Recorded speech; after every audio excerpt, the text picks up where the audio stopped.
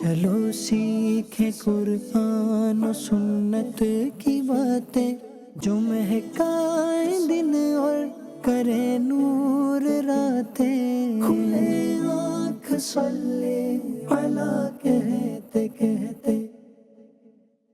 الحمدللہ رب العالمین والصلاة والسلام علی خاتم النبیین، اما بعد فاعوذ باللہ من الشیطان الرجیم، بسم اللہ الرحمن الرحیم۔ الصلاة والسلام علیکہ یا رسول اللہ وعلی آلک واصحابک یا حبیب اللہ، الصلاة والسلام علیکہ یا نبی اللہ وعلی آلک واصحابک یا نور اللہ۔ مدنی چینل کے ناظرین، اس وقت اسکرین پر دیکھ رہے ہیں پروگرام کھلے آنکھ صلی اللہ کہتے کہتے۔ اللہ رب العالمین کی بارگاہ میں دعا کرتے ہیں مالک کریم آج کے دن کو ہم سب کے لیے رحمتوں والا بنائے، برکتوں والا بنائے، ہمیں وہ کام کرنے کی سعادت اور توفیق عطا فرمائے جس میں اس کی اور اس کی پیارے محبوب صلی اللہ تعالیٰ علیہ وآلہ وسلم کی رضا شامل ہو۔ مدنی چینل کے ناظرین، نبی رحمت شفیع امت صلی اللہ علیہ وآلہ وسلم پر درود و سلام پڑھنا ان عظیم کاموں میں سے ایک بہترین کام ہے کہ جو بندے کو اللہ تبارک و تعالیٰ کی رحمت کا مستحق بنا دیتے ہیں۔ معجم اوسط کی روایت ہے، اللہ پاک کے آخری نبی صلی اللہ تعالیٰ علیہ وآلہ وسلم نے ارشاد فرمایا، من صلی علیہ مئۃ کتب اللہ بین عینیہ براءۃ من النفاق وبراءۃ من النار واسکنہ اللہ یوم القیامۃ مع الشہداء، یعنی جو مجھ پر 100 مرتبہ درود پاک پڑھے گا، اللہ پاک اس کی دونوں آنکھوں کے درمیان لکھ دے گا کہ یہ شخص نفاق اور دوزخ کی آگ سے آزاد ہے اور اسے بروز قیامت شہیدوں کے ساتھ رکھے گا۔ زبردست فضیلت نبی پاک صلی اللہ علیہ وآلہ وسلم پر درود پڑھنے کی۔ اللہ کریم توفیق دے تو ہمیں یہ کام ضرور کرنا چاہیے، صرف 100 بار تو پڑھنا ہے اس سعادت کو حاصل کرنے کے لیے، اس فضیلت کو حاصل کرنے کے لیے۔ باقی امیر اہل سنت سے ہم ایک محاورہ سنتے ہیں، جتنا شہد ڈالیں گے اتنا میٹھا ہوگا، جتنا زیادہ درود پڑھتے رہیں گے انشاءاللہ اتنی زیادہ برکتیں ملیں گی۔ یہ فضیلت پانی ہے تو 100 مرتبہ درود پاک پڑھنا ہے۔ آئیے حصول برکت کے لیے، نزول رحمت کے لیے، رب کو راضی کرنے کے لیے درود پاک پڑھتے ہیں۔ صلو علی الحبیب صلی اللہ علی محمد صلی اللہ علیہ وآلہ وسلم۔ مدنی چینل کے ناظرین، آئیے ابتدا میں رب العالمین جل وعلا کے مقدس کلام قرآن مجید برہان رشید کی تلاوت ترجمے کے ساتھ ملاحظہ کرتے ہیں۔ اعوذ باللہ من الشیطان الرجیم، میں اللہ تعالیٰ کی پناہ میں آتا ہوں شیطان مردود سے۔ بسم اللہ الرحمن الرحیم، اللہ کے نام سے شروع جو نہایت مہربان رحم والا۔ استجیبوا لربکم من قبل ان یأتی یوم لا مرد له من اللہ، اپنے رب کا حکم مانو اس دن کے آنے سے پہلے جو اللہ کی طرف سے ٹلنے والا نہیں۔ ما لکم من ملجأ یومئذ وما لکم من نکیر، اس دن تمہیں کوئی پناہ نہ ہوگی اور نہ تمہیں انکار کرتے بنے۔ فَإِنْ أَعْرَضُوا فَمَا أَرْسَلْنَاكَ عَلَيْهِمْ حَفِيظًا، تو اگر وہ منہ پھیریں تو ہم نے تمہیں ان پر نگہبان بنا کر نہیں بھیجا۔ إِنْ عَلَيْكَ إِلَّا الْبَلَاغُ، تم پر تو نہیں مگر پہنچا دینا۔ وَإِنَّا إِذَا أَذَقْنَا الْإِنسَانَ مِنَّا رَحْمَةً فَرِحَ بِهَا، اور جب ہم آدمی کو اپنی طرف سے کسی رحمت کا مزہ دیتے ہیں اس پر خوش ہو جاتا ہے۔ وَإِن تُصِبْهُمْ سَيِّئَةٌ بِمَا قَدَّمَتْ أَيْدِيهِمْ فَإِنَّ الْإِنسَانَ كَفُورٌ، اور اگر انہیں کوئی برائی پہنچے بدلہ اس کا جو ان کے ہاتھوں نے آگے بھیجا تو انسان بڑا ناشکرا ہے۔ لِلَّهِ مُلْكُ السَّمَاوَاتِ وَالْأَرْضِ يَخْلُقُ مَا يَشَاءُ، اللہ ہی کے لیے ہے آسمانوں اور زمین کی سلطنت، پیدا کرتا ہے جو چاہے۔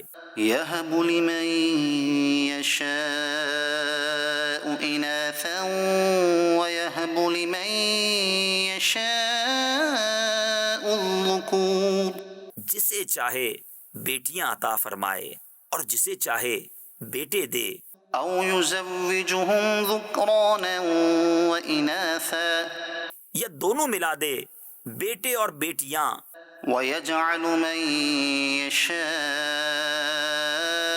عقيما اور جسے چاہے بانجھ کر دے، إنه عليم قدير بے شک وہ علم و قدرت والا ہے۔ وما كان لبشر أن يكلمه الله إلا وحيا أو من وراء حجاب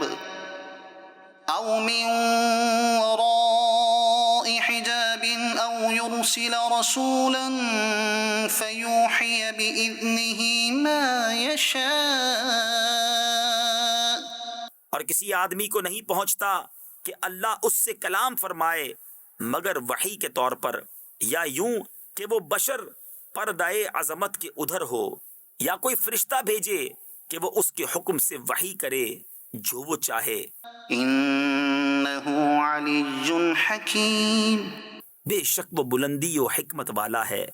وكذلك أوحينا إليك روحا من أمرنا اور یوں ہی ہم نے تمہیں وحی بھیجی ایک جاں فضا چیز اپنے حکم سے، ما كنت تدري ما الكتاب ولا الإيمان ولكن جعلناه نورا نهدي به من نشاء من عبادنا اس سے پہلے نہ تم کتاب جانتے تھے نہ احکام شرع کی تفصیل، ہاں ہم نے اسے نور کیا جس سے ہم راہ دکھاتے ہیں اپنے بندوں سے جسے چاہتے ہیں۔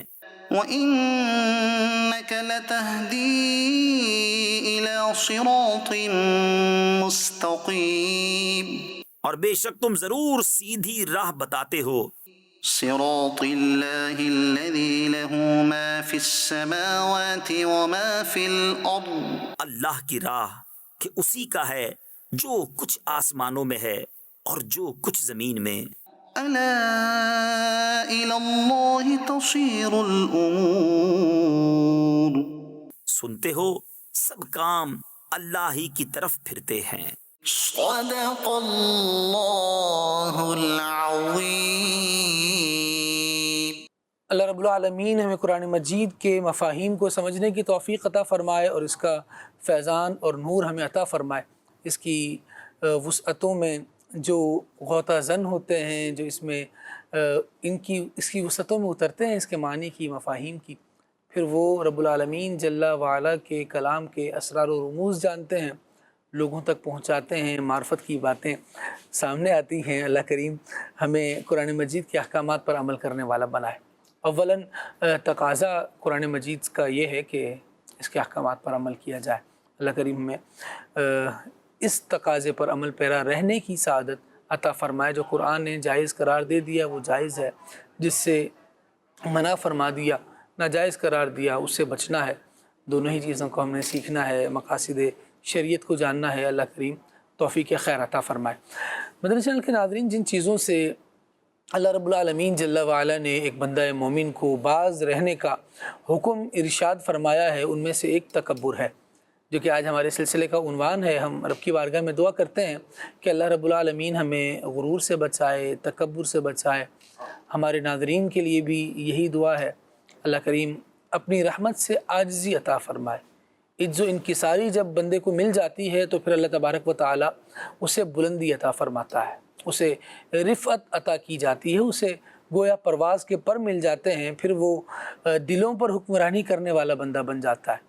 لیکن جو غرور کی راہ پر چلتا ہے اور سوچتا ہے کہ میں لوگوں کے جسموں پر حکومت قائم کر لوں، تو پھر اس کا حکومت قائم کرنے کے لیے اٹھایا جانے والا ہر قدم شاید اسے غرور کی کسی نئی منزل کی طرف لے کر جا رہا ہوتا ہے۔ انشاءاللہ ہم آج کس پروگرام میں سیکھیں گے کہ غرور سے کس طرح بچنا ہے، تکبر سے اپنے آپ کو کس طرح بچانا ہے۔ اہل اللہ نے جو عاجزی اختیار کی وہ کس طرح اختیار کر گئے، وہ کیسے اپنی زندگیاں بڑے متباہر عالم ہونے کے باوجود اللہ تبارک و تعالیٰ کے ایک ایسے بندے جو اس کی بارگاہ کے مقبول ہوں. جی ہاں، اللہ کی بارگاہ کے مقبول بندے ہونے کے باوجود، اتنا بڑا اور بلند مقام پانے کے باوجود عاجز کیسے رہا کرتے تھے اور انکساری کے ساتھ کس طرح سے وہ زندگی گزارا کرتے تھے. جب ان کے واقعات سنیں گے تو اللہ نے چاہا اپنی طبیعت کو بھی اسی رنگ میں ڈھالنے کا ایک موقع ملے گا. اللہ کرے کہ ہمیں یہ پہلے شوق ہو جائے کہ میں نے غرور کو چھوڑنا ہے اور عاجزی کو اختیار کرنا ہے. یہ جو بات صادر ہو گئی ہے مجھ سے، یہ تھوڑی سی اہم ہے، اس پر ہم توجہ دے لیتے ہیں کہ ہمارا یہ ذہن بن جائے، ہمیں یہ شوق ہو جائے کہ میں نے عاجزی اختیار کرنی ہے، میں نے غرور کو چھوڑنا ہے. لوگ اپنی پہچان بنانے کے لیے نکل پڑتے ہیں اور کوشش کرتے ہیں کہ میں پہچانا جاؤں کہ مجھ میں یہ ہے، میں پہچانا جاؤں کہ میں یہ کر سکتا ہوں. اور جب وہ میں آتی ہے تو یوں سمجھیں کہ یہ غرور کا، تکبر کا بیج بویا جا چکا ہوتا ہے. اب اس کے اگلی جو مراحل ہیں ان میں پھر اس نے پھوٹنا ہے، پودا بننا ہے، کب یہ درخت بن جائے، کب یہ غرور کے نقصانات پھل کی صورت میں اسی بندے کے سر پر گر رہے ہوں. پھر اس کا اندازہ لگانا مشکل بھی ہو جاتا ہے اور پھر غرور وہاں تک بندے کو لے کے جاتا ہے کہ کہیں کا نہیں چھوڑتا. آئیے پہلے کلام کی طرف آئیں گے، پھر اس کے بعد ایک پیارے سے واقعے سے اپنے موضوع کا آغاز کریں گے. ابھی کلام سنتے ہیں. صلو علی الحبیب صلی اللہ علی محمد صلی اللہ علیہ وآلہ وسلم. صلی علی نبینا صلی علی محمد صلی علی نبینا صلی علی محمد صلی علی شفیعنا صلی علی محمد صلی علی شفیعنا صلی علی محمد صلی علی نبینا صلی علی محمد. وہ جو نہ تھے تو کچھ نہ تھا، وہ جو نہ ہو تو کچھ نہ ہو، وہ جو نہ تھے تو کچھ نہ تھا، وہ جو نہ ہو تو کچھ نہ ہو. جان ہے وہ جہان کی، جان ہے وہ جہان کی، جان ہے تو جہان ہے، جان ہے وہ جہان کی، جان ہے تو جہان ہے. صلی علی نبینا صلی علی محمد. خوف نہ رکھ رضا ذرا، تو ہے عبد مصطفیٰ. خوف نہ رکھ رضا ذرا، خوف نہ رکھ رضا ذرا، تو ہے عبد مصطفیٰ.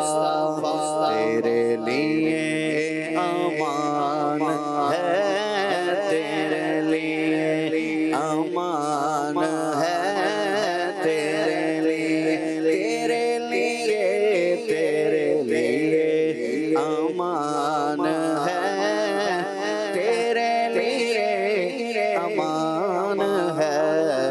صلی علی نبینا صلی علی محمد صلی علی شفیعنا صلی علی محمد.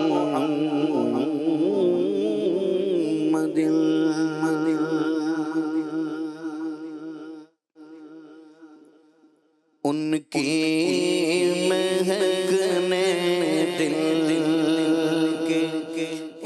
غنچے کھلا دیے ہیں ان کی مہکنے دل کے غنچے کھلا دیے ہیں ان کی مہکنے دل کے غنچے کھلا دیے ہیں جس راہ چل گئے جس راہ چل گئے ہیں کوچے بسا دیے ہیں جس راہ چل گئے ہیں میرے مدنی آقا جس راہ چل گئے ہیں کوچے بسا دیے ہیں ان کی مہکنے دل کے ان کی مہکنے دل کے جب آ گئی ہے جوش رحمت پہ ان کی آنکھیں جب آ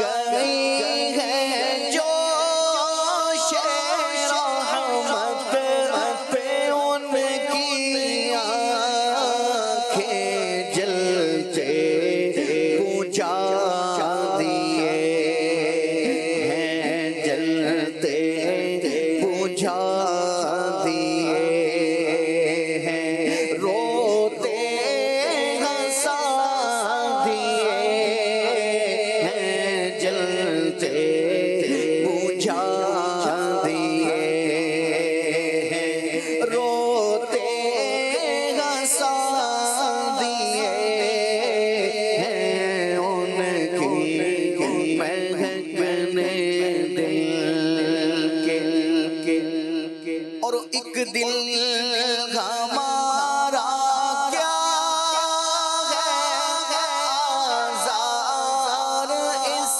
کا کتنا ایک دل ہمارا کیا ہے آزار اس کا کتنا تم نے تو چلتے پھرتے مردے جلا دیے ہیں تم نے تو چلتے پھرتے مردے جلا دیے ہیں ان کی مہکنے دل کے ان کے نثار کوئی کیسے ہی رنج میں ہو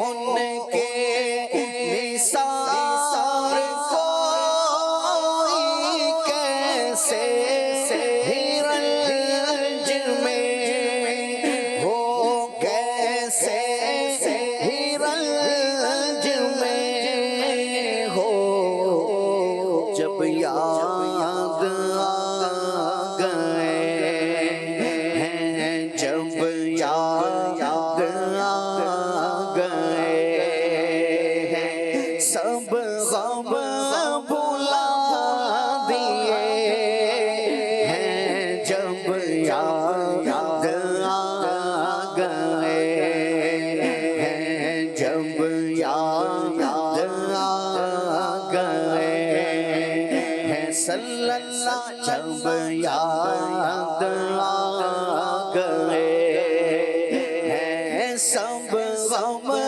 بھلا دیے ہیں ان کی مہکنے دل کے غنچے کھلا دیے ہیں جی ان کی مہک مہکنے دل کے ہم سے فقیر بھی اب پھیری کو اٹھتے ہوں گے ہم سے فقیر بھی اب پھیری کو اٹھتے ہوں گے اب تو غنی کے در پر اب تو غنی کے در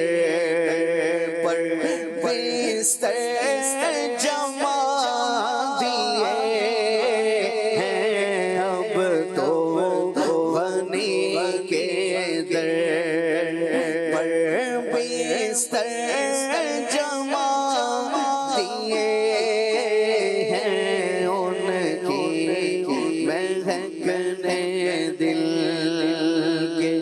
کے آنے دو یا ڈبا اب تو تمہاری جانب اب تو تمہاری جانب آنے دو یا ڈبا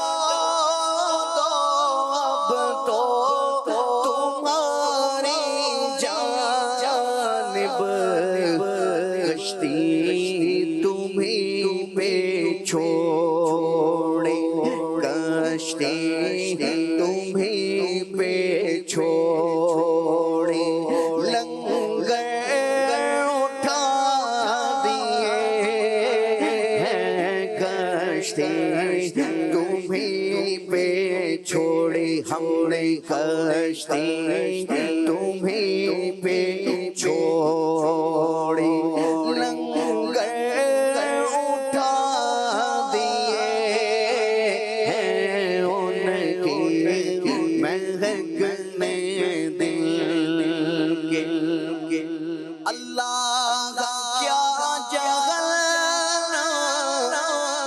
اب بھی نہ سرد ہوگا اللہ کیا جہاں بھی نہ سرد ہوگا اب بھی نہ سرد ہوگا رو رو رو کے مصطفیٰ نے رو رو رو کے مصطفیٰ نے دریا بہا دیے رو رو رو کے مصطفیٰ نے رو رو رو کے مصطفیٰ نے دریا بہا دیے ہیں ان کی مہکنے دل کے میرے کریم سے قطرہ کسی نے مانگا میرے کریم سے قطرہ کسی نے مانگا جی قطرہ کسی نے مانگا دریا بہا دیے دریا بہا دیے دور بے بہا دیے ہیں دریا بہا دیے ہیں دریا بہا دیے ہیں دور بے بہا دیے ہیں ان کی مہکنے دل کے ان کی مہکنے دل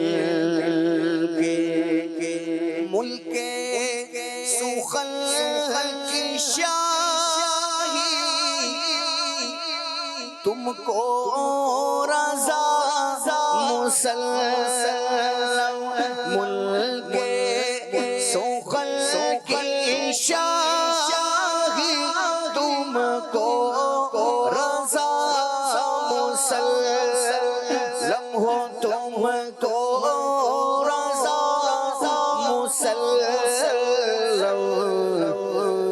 جس سمت آ گئے ہو جس سمت آ گئے ہو جس سمت آ گئے ہو سیکھے بٹھا دیے ہیں جس سمت آ گئے ہو جس سمت آ گئے ہو سیکھے بٹھا دیے ہیں ان کی مہکنے دل کے اونچے کھلا دیے ہیں جس راہ چل گئے ہیں جس راہ چل گئے ہیں کوچے بسا دیے ہیں ان کی مہکنے دل کے سبحان اللہ سبحان اللہ سبحان اللہ۔ اللہ رب العالمین نبی کریم صلی اللہ تعالیٰ علیہ وآلہ وسلم کی محبت کا فیضان ہم سب کو نصیب فرمائے۔ مدنی چینل کے ناظرین، کلام امام اہل سنت آپ سن رہے تھے عمر بھائی کی آواز میں، اور کیا خوبصورت انداز میں عمر بھائی نے اس کلام کو پڑھا ہے۔ اللہ کریم اس کلام کی برکتیں عطا فرمائے۔ آج سلسلے کا عنوان ایک مرتبہ پھر آپ کے سامنے عرض کر دیتا ہوں۔ سلسلے کا آج موضوع رہے گا غرور و تکبر۔ اس سے بچنا چاہیے۔ کیوں بچنا چاہیے؟ اس کی بنیادی وجہ یوں سمجھ لیجئے کہ انسان اپنی زندگی میں کچھ فہرست بناتا ہے، کچھ چیزوں کی لسٹنگ کرتا ہے، کہیں اپنے آپ کو دیکھنا چاہتا ہے اور کہیں سے اپنے آپ کو بچانا چاہتا ہے۔ یعنی اس کو یوں بھی کہتے ہیں کہ ایک ٹو ڈو لسٹ بنتی ہے اور ایک to do not do list یعنی یہ کام کرنے کے ہیں، یہ کام نہیں کرنے کے ہیں، ان سے بچنا ہے، ان کو کرنا ہے۔ یوں انسان اپنی زندگی میں اگر کامیاب ہونا چاہتا ہے تو کرائٹیریا سیٹ کرتا ہے۔ اللہ رب العالمین نے بندے کی آخرت کی کامیابی کے لیے اسے ارشاد فرما دیا ہے کہ اللہ کریم کن کاموں کو پسند کرتا ہے اور کن کو ناپسند کرتا ہے۔ دو لسٹیں ہیں گویا، ان کو ہم اپنے سامنے رکھیں۔ ایک طرف وہ عمل ہے جو مجھے اللہ کا محبوب بنائیں گے، کرنے لگے، اور دوسری طرف وہ اعمال ہیں جو اللہ تبارک و تعالی کی بارگاہ سے دور کر دیں گے، اس کی رحمت سے دور لے جائیں گے۔ وہ کام کرنے سے بندہ اللہ تبارک و تعالی کی بارگاہ میں ناپسند قرار پاتا ہے۔ جی ہاں، اللہ تو پھر ان سے اپنے آپ کو ہم نے بچانا ہوگا۔ تو جو کام اللہ کی بارگاہ میں بندے کے مقام کو خراب کرتے ہیں اور بندہ وہ کام کرنے کی وجہ سے اللہ کے ناپسندیدہ بندوں کی لسٹ میں آ جاتا ہے، ان میں سے ایک تکبر ہے۔ قرآن مجید میں اللہ رب العالمین نے ارشاد فرمایا ہے اِنَّهُ لَا يُحِبُّ الْمُسْتَكْبِرِينَ، اللہ اکبر، کہ بے شک وہ نہیں پسند فرماتا تکبر کرنے والوں کو۔ اللہ تکبر کرنے والوں کو پسند نہیں فرماتا۔ پچھلی اقوام کے حالات معلوم تاریخ کے مطابق اور قرآن مجید نے بالخصوص جو بیان فرمائے ہیں ان میں بھی دیکھیں ہم تو جو لوگ بہت زیادہ غرور کرنے والے تھے، تکبر کرنے والے تھے، ان کا حال کیا ہوا ہے۔ ہم بڑے بڑے ناموں میں سے دو بنیادی نام تین لے لیتے ہیں چلیں۔ خود شیطان صاحب جو اللہ کی بارگاہ سے مردود ہوئے اور نکالے گئے، یہ کسی کو کبھی صاحب بولنا بھی اس کی توہین کے لیے ہوتا ہے، تو یہ بھی ہم نے شیطان کے ساتھ کیا ہے۔ کیا سمجھا اپنے آپ کو کہ میں معلم الملکوت ہوں، مجھے یہ آتا ہے اور مجھے وہ آتا ہے، اور مجھے تو آگ سے بنایا گیا ہے، آدم کو تو مٹی سے بنایا گیا ہے۔ یہ کیا تھا؟ اللہ کی بارگاہ سے بہرحال پھر اس کو نکال دیا گیا۔ آگے چلیے، فرعون کا نام آتا ہے۔ یہ کون تھا؟ یہ جانتا تھا کہ ہے کوئی خدا، لیکن خبط ایسا عجیب و غریب سوار ہوا دماغ پر، تو کہنے لگا انا ربکم الاعلی، اللہ، رب تو تمہارا کوئی اور بھی ہے لیکن میں جو ہوں وہ سب سے اعلیٰ رب ہوں۔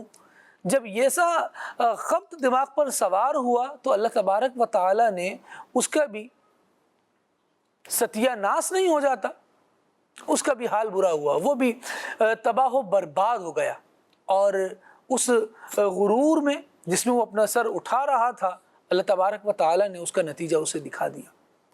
نمرود کے معاملے کو بیان کیا گیا، اس نے بھی بڑے دعوے کیے اور بڑی کبریائی کے اپنے گیت گانے لگا۔ نتیجہ کیا ہوا؟ ذلت و خواری کے ساتھ ایسا مرا یہ کہ آج تک ان لوگوں کی جو اموات ہیں، حالانکہ بڑا کر و فر انہوں نے دیکھا، لیکن جب اپنے آپ ہی کو سب کچھ سمجھا اور دوسروں کو کچھ نہیں، تو نتیجہ یہ ہوا کہ مرے تو اور بھی لوگ مر گئے سب چھوڑ یہ فانی اگر نادان دانا ہے۔ بندہ اگر سمجھدار ہے تو اس بات کو سمجھے کہ گئے تو سبھی ہیں، پچھلے کہاں باقی ہیں، اب چند ہی تو باقی ہیں۔ لیکن جو حال بن چکا ان میں دیکھیے کہ وہ جو فرعون اور نمرود دنیا سے گئے نا، اس میں بڑی ذلت تھی، بڑی حقارت کے ساتھ وہ دنیا سے گئے۔ اللہ کریم کی بارگاہ میں ہم دعا کرتے ہیں مالک کریم ہمیں اس کام سے بچائے، تکبر سے بچائے کہ یہ بندے کو اللہ کے ناپسند بندوں کی فہرست میں شامل کر دیتا ہے۔ تکبر ہے کیا ہم جاننا چاہیں کہ یہ ہمارے دل میں تو نہیں ہے، ہماری اپنی ذات میں تو موجود نہیں ہے، تو اس کا کیا کرائٹیریا ہونا چاہیے؟ عدنان چشتی بھائی اولاً تو اس کی تعریف ارشاد فرمائیں، پھر ہم اپنے آپ میں کیسے جھانک لیں کہ کہیں ہمیں تو نہیں پایا جاتا۔ الحمدللہ رب العالمین والصلاة والسلام علی سید المرسلین، اما بعد فاعوذ باللہ من الشیطان الرجیم، بسم اللہ الرحمن الرحیم۔ خالد بھائی، جیسا کہ آپ نے ابتدا میں ذکر فرمایا اس بات کو کہ وہ چیزیں جن سے ہمیں بچنے کا حکم دیا گیا ہے، جو نہ کرنے والے کام ہیں، ان میں سے ایک یہ تکبر ہے۔ اور تکبر کہتے کس کو ہیں؟ یوں اس کو اگر عام فہم انداز میں سمجھا جائے تو اس کا معنی، مفہوم اور انجام یہ بنتا ہے اپنے آپ کو دوسروں سے بڑا سمجھنا اور دوسروں کو حقیر جاننا، یہ تکبر ہے۔ اچھا، بعض دفعہ جو ہے نا وہ مخالفت حق اور دوسروں کو حقیر جاننے کو بھی تکبر کہا گیا ہے۔ معال انجام کار اس کا بھی یہی ہے کہ آدمی اپنے آپ کو بڑا سمجھے اور دوسروں کو حقیر جانے، یہ تکبر ہے۔ جب کسی بندے کے دل میں یہ بات پیدا ہوتی ہے کہ وہ اپنے آپ کو بڑا اچھا پھر وہ بڑا سمجھتا کیوں ہے؟ اس کے مختلف اسباب ہیں، اور بعض اوقات تو وہ ایسے اسباب ہوتے ہیں جو بندے کے خود بھی اختیار میں نہیں ہوتے، یعنی آج ہے اور کل نہیں ہوگا، یا آج ہے کل ہوگا یا نہیں ہوگا کچھ معلوم نہیں، لیکن آدمی اس پر ایسا جو ہے وہ اترا رہا ہوتا ہے، اپنے آپ کو نہ جانے کیا سمجھ رہا ہوتا ہے، حالانکہ وہ خوب اچھی طرح سے جانتا ہے کہ یہ جس چیز پر میں اترا رہا ہوں یہ میرے اپنے بھی اختیار میں نہیں، اپنے کنٹرول میں بھی نہیں ہے۔ تو ایسی چیز پر، یعنی ڈھلتی دھوپ اور چھاؤں والا معاملہ، ابھی دھوپ میں کھڑا ہوا آدمی جو ہے وہ کسی آدمی پہ تکبر کر رہا ہو، غرور کر رہا ہو، اسے حقیر جان رہا ہو، اسے معلوم ہے کہ ابھی تھوڑی دیر کے بعد میں سائے میں ہے تو دھوپ میں آ جاؤں گا، اور دھوپ میں ہے تو یہ سائے میں تبدیل ہو جائے گا، اور اس کے اندر مجھے اختیار نہیں ہے کہ میں جو ہے وہ دھوپ میں ہی کھڑا، سورج غروب ہوگا تو آپ کا وہ جو دھوپ والا معاملہ ہے وہ ختم۔ ایسے ہی اس کو یوں لے لیجئے، مال دولت پر اترانا، غرور کرنا، فخر کرنا، تکبر کرنا، سامنے والے کو حقیر جاننا، یہ تو غریب آدمی ہے، یہ تو اس قابل بھی نہیں کہ میرے ساتھ آ کر بیٹھے، یہ اس قابل بھی نہیں ہے کہ میں مجھ سے جو ہے وہ سلام مصافحے کا شرف پا سکے، مجھے تو بڑا مقام و مرتبہ حاصل ہے، کر و فر ہے، مال ہے، دولت ہے، تو میرے برابر کا ہو، میرے سٹیٹس کا ہو تو اس سے سلام لینے کے بارے میں سوچا جائے گا۔ یہ اس طرح کا مزاج ہوتا کیا ہے؟ مال تو آج ہے کل نہیں ہوگا، اور ایسے، اور یہ وہ ڈھلتی چھاؤں ہے کہ جو یوں کہہ لیں اللہ اکبر، جو دنوں کے دن کیا، رات کو بندہ سویا کروڑ پتی تھا، صبح اٹھا پتہ چلا وہ جو مال و دولت تھا یا تو وہ چوری ہو گیا، اور یا وہ جس فیکٹری پر، جس اپنی جو ہے وہ مل پر فخر کرتا تھا وہی ملیا میٹ ہو چکی ابھی تو بہت ساری چیزیں ڈیجیٹلائز ہو چکی ہیں، بندہ مزید کمانے کے چکر میں نا ایک لنک پر کلک کرتا ہے ہاں جی اور سارا کا سارا اکاؤنٹ خالی ہو چکا ہے۔ ہاتھ جانے کی بھی ضرورت نہیں ہے۔ جی ہاں، اللہ اکبر۔ تو ایسے ہی خالد بھائی یہ جو چیزیں ہیں، اچھا وہ جس چیز پر بندہ تکبر کر رہا ہے، جو تکبر کے اسباب میں سے ہے، وہ عارضی ہو، ایسا نہیں کہ عارضی چیز پر تکبر نہیں کر سکتے جی، کوئی مستقل چیز ہے بندے کے ساتھ ہمیشہ سے قائم ہے یا لمبے عرصے تک کے لیے قائم ہے، اس پر تکبر کرنا درست ہے۔ تکبر وہ بری عادت ہے جس نے جو فرشتوں کا جو استاد کہہ لے، معلم الملکوت عزازیل، اسے ابلیس بنا دیا۔ ہے اور یہ وہی اس نے جو اظہار کیا تھا اللہ تبارک تعالیٰ کے حکم کے مقابلے میں، یہ کہنا انا خیر من، میں آدم علیہ السلام سے بہتر ہوں۔ تکبر کی ابتدا یہیں سے ہوتی ہے۔ آدمی جب کسی آدمی کے بارے میں یہ کہتا ہے میں اس سے بہتر ہوں اور اس کو حقیر سمجھتا ہے، پھر ہوتا کیا ہے؟ پھر وہ مقام، مرتبہ اور شہرت اور ناموری، یہ ساری کی ساری چیزیں جو ہے نا، یہ یہیں سے تباہی اور بربادی کی ابتدا ہوتی ہے۔ اور جتنے لوگوں کا ذکر کیا گیا خالد بھائی، ابتدا میں آپ نے فرمایا نمرود ہے، فرعون ہے، حامان ہے، شداد ہے، وہ جنت بنانے والا آدمی کہ بھائی میں بڑا جو ہے وہ کر و فر والا ہوں اور جنت دے دوں گا، یوں کر دوں گا، وہ کر دوں گا۔ یہ اس طرح کے جتنے لوگ عہدے، مقام، مرتبے، منصب والے، مال و دولت والے، جن کی دولت کے انبار اس قدر تھے، جن کی چابیاں، کنجیاں اٹھانے کے لیے اونٹ درکار ہے، خچر درکار ہے، ان کی موت آپ دیکھیں کس قدر عبرت۔ دراصل یہ جو تکبر ہے نا، کبریائی اللہ تبارک تعالیٰ کی صفت ہے، اور جو بندہ اللہ تبارک، اور یہ اللہ تبارک و تعالیٰ ہی کی شان کے لائق ہے کبریائی۔ تو جو بندہ یہ اب یوں اس طرف جاتا ہے کہ سامنے والا حقیر ہے اور میں بڑے مقام و مرتبے والا ہوں، جو تکبر کی طرف جاتا ہے، یہ کبریائی اللہ تبارک تعالیٰ کی رضا ہے۔ اور جو اس کے اندر جو ہے نا وہ جھگڑا کرنے کی کوشش کرتا بھی میں جو ہے بڑا ہوں، میں بڑا ہوں، میں بڑا ہوں، تو یہ وہ لوگ ہیں جن کا انجام، جو ذلت و رسوائی ان کے لیے لکھ دی گئی، اور اتنے کر و فر والے لوگ ایسے مرے جیسے کہا جاتا ہے کتے کی موت مر گیا۔ ایسے ہی نمرود کو آپ دیکھیں، وہ خدائی کا دعویٰ کرنے والا کہ جی میں خدا ہوں، اور مرا کیسے؟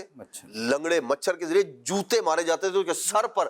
یعنی یہ وہ شناعت والا کام ہے، یہ وہ برا کام ہے کہ جو بندہ یہ تکبر کی طرف جانے کی کوشش کرتا جاتا ہے اور تکبر کو اپناتا ہے، اللہ تبارک و تعالیٰ اسے نا دنیا میں دکھا دیتے تیری اوقات یہ ہے۔ وہ جو خدائی کا دعویٰ کرنے والا تھا نا، دنیا کو دکھا دیا تیری اوقات یہ ہے کہ تیرے سر پہ جوتے پڑتے ہیں تو تجھے سکون ملتا ہے، اور ادھر جوتے پڑنا بند، ادھر جو ہے نا وہ تکلیف شروع۔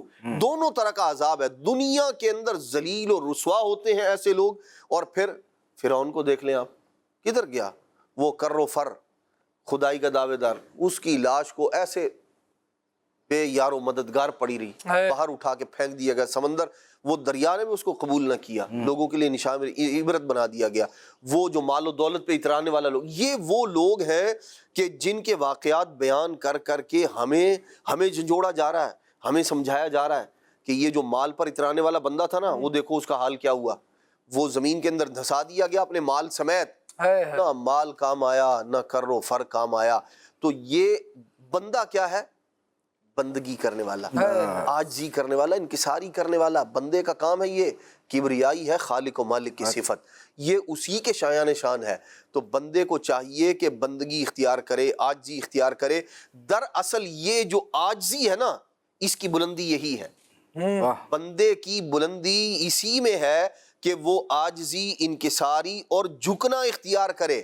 جتنا اللہ کی بارگاہ میں جھکے گا، اللہ تبارک و تعالیٰ اتنی اس کو بلندی عطا فرمائے گا۔ خود نبی پاک صلی اللہ تعالیٰ علیہ وآلہ وسلم نے ارشاد فرمایا کہ یہ جو عاجزی انکساری ہے، جو بندہ جھکتا ہے اللہ کریم اسے بلندی عطا فرماتا ہے، اور جو یوں فخر کر کے بلندی چاہتا ہے، دراصل یہ اللہ تبارک و تعالیٰ کی جو صفت ہے، جو اللہ ہی کے شایان شان ہے، اس ہی کے لائق ہے، یہ اس کے اندر معاذ اللہ حدیث پاک کے الفاظ ہیں، وہ جھگڑا کرتا ہے اللہ تبارک تعالیٰ کی جو رضا ہے، جو کبریائی ہے اس کے اندر، یہ چاہتا ہے کہ یہ مجھے مل جائے، لیکن یہ اللہ کی شان کے لائق ہے، یہ اللہ تبارک و تعالیٰ کے لیے ہی ہے۔ اور جو اللہ تبارک و تعالیٰ سے اس کی یہ جو کبریائی والی صفت ہے اس میں جھگڑا کرنے والا ہے، تو پھر مالک کریم اسے دکھا دیتا ہے، اسے بتا دیتا ہے تو اس قابل نہیں ہے، تیری اوقات یہ ہے، تو یہاں سے یہاں جھکے گا جو، اور جو جھکتا ہے اسے اللہ کریم فقد رفعہ اللہ، اسے بلندی عطا فرماتا ہے۔ بندے کی اصل یہ ہے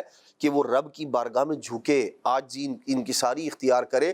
تکبر جو ہے یہ تو شیطان کا کام ہے، اور جو شیطان کا کام ہے ہمیں اس سے بچنا چاہیے کہ اسی کام نے اسے شیطان بنایا، اور پھر جو لوگ اس طرف جاتے ہیں ان کا انجام کیا ہوتا ہے۔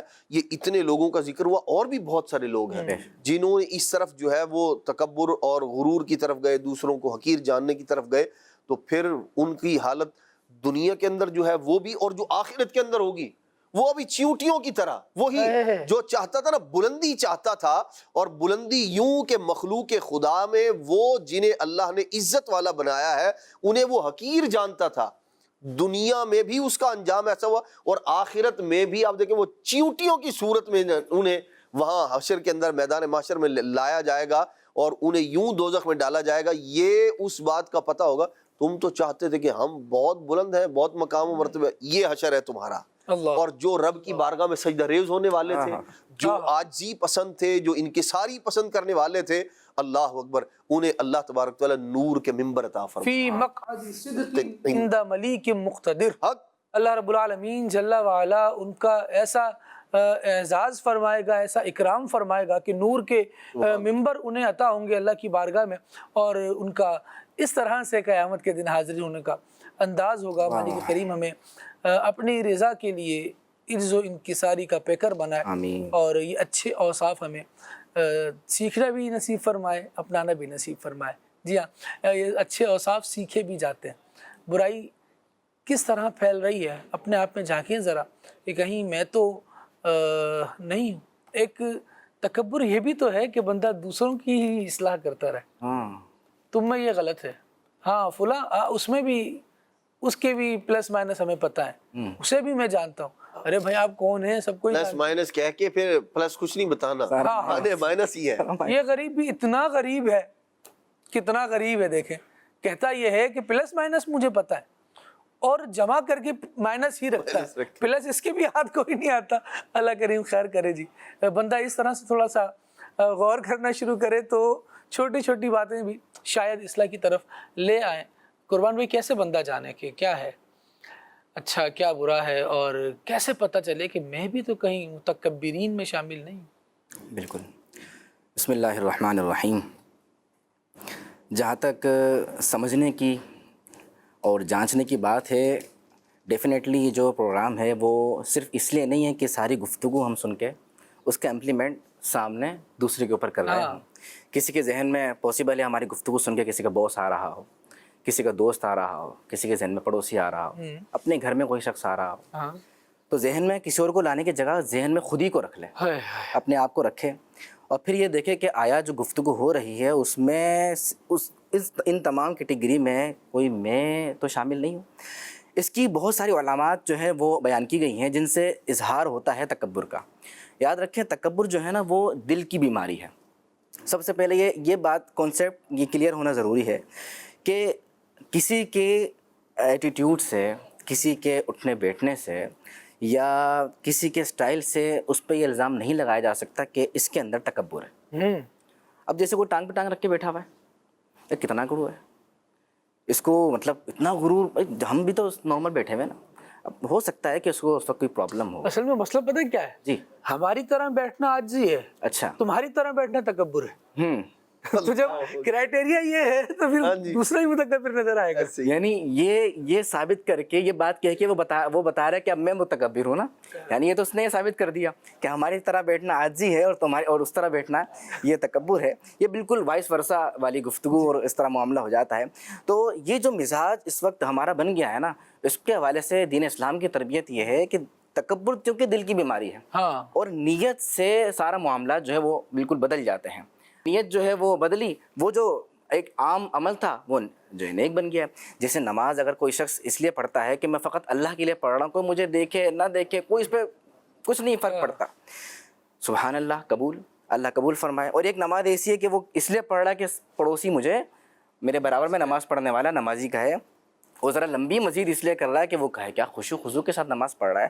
اگرچہ وہ اللہ کے لیے نماز پڑھ رہا ہے, اللہ کے سامنے جھک رہا ہے, لیکن ساتھ شریک کر لے کسی کو. کسی کے بارے میں کہا گیا کہ قیامت کے دن کہا جائے گا اسی سے جا کے لے اپنا دارو جو ثواب ہے, کیونکہ تو نے اس کو شریک کر لیا تھا.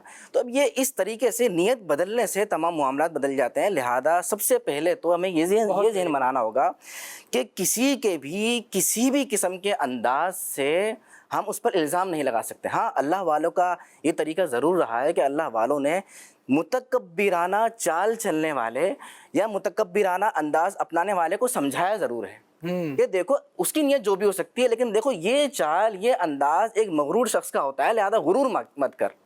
تو یہ جو انداز ہے وہ اس کو دور کیا جائے گا اور متکبرانہ جو چال ہوگی اس کو ہٹایا جائے گا. اب اس سے کوئی یہ بھی نہ لے لے کہ جی ایسا ہے کہ اچھا تو میں اپنا ایسا اکڑ کے بیٹھوں, کوئی مجھے کچھ کہے تو میں اس کو ذرا دو باتیں سنا دوں. بھائی آپ کو کیسے پتا میرے دل کے اندر تکبر ہے؟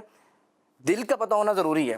تو چال بھی اس قسم کی نہیں بنائی جائے گی, اس سے تو ڈیفینیٹلی بچا جائے گا. یہ اس کے لیے ہے جو اس قسم کا ایٹیٹیوڈ اپنانے والا ہے. سامنے والے کے لیے یہ ہے کہ جو اس قسم کا ایٹیٹیوڈ اگر آپ کسی کا دیکھ لیتے تو آپ اس پر الزام نہیں لگا سکتے.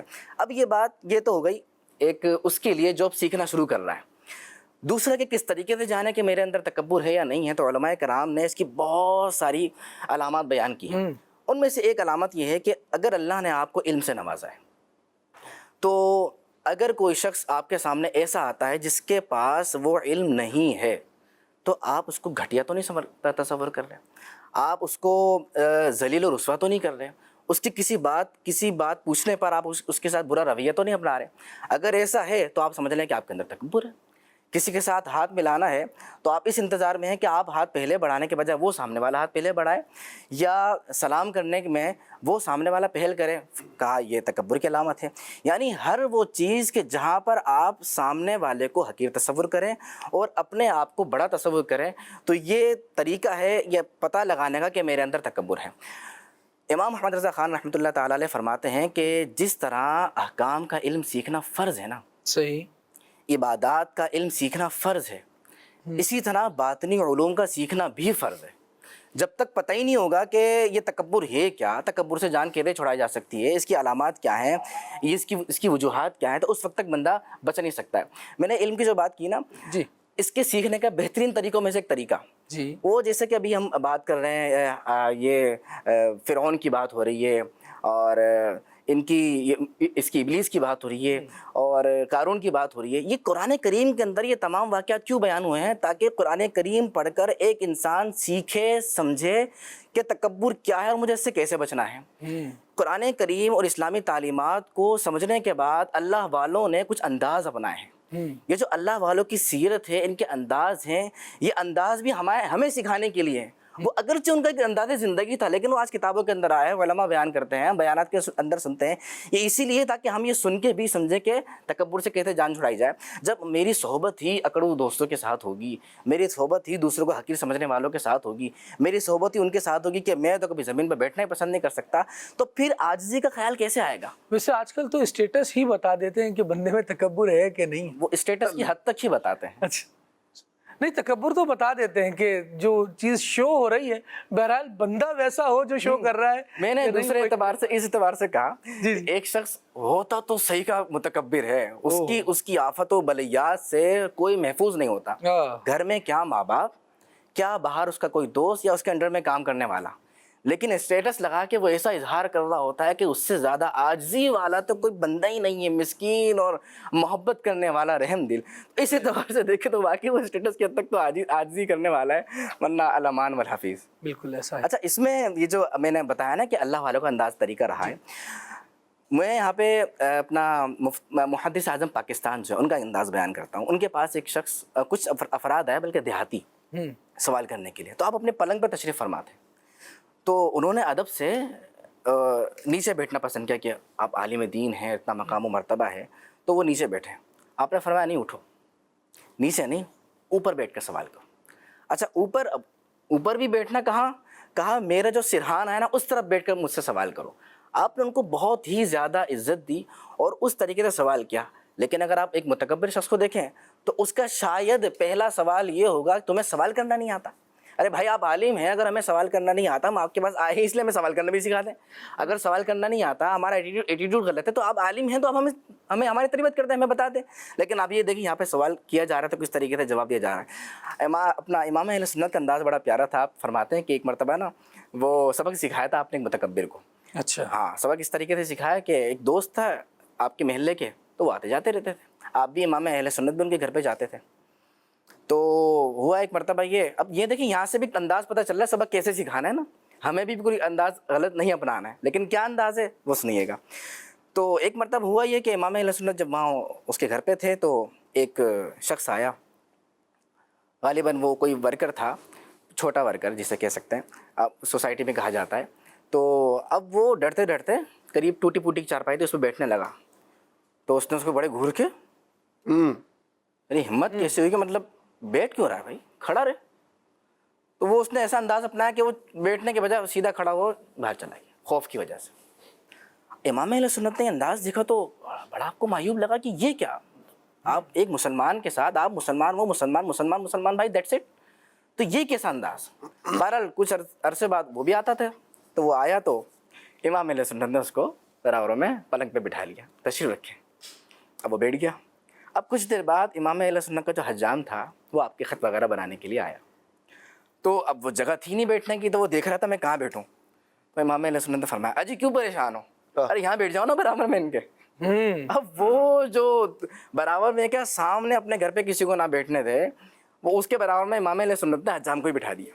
کوئی اس کے ساتھ ایسا نہیں کہ بہت ایسا بیہیویئر اس کے ساتھ کیا گیا, کچھ بس چپ چاپ اس کو عزت سے بٹھایا ہے, اور اسی کے اندر اس کو پتہ چل گیا کہ میرے ساتھ کتنا زیادہ رسوا سلوک کیا گیا ہے. اس کو سبق بھی سکھا دیا. وہ بہرحال دب کے تو بیٹھا رہا, لیکن گیا اور اس کے بعد آیا ہی نہیں.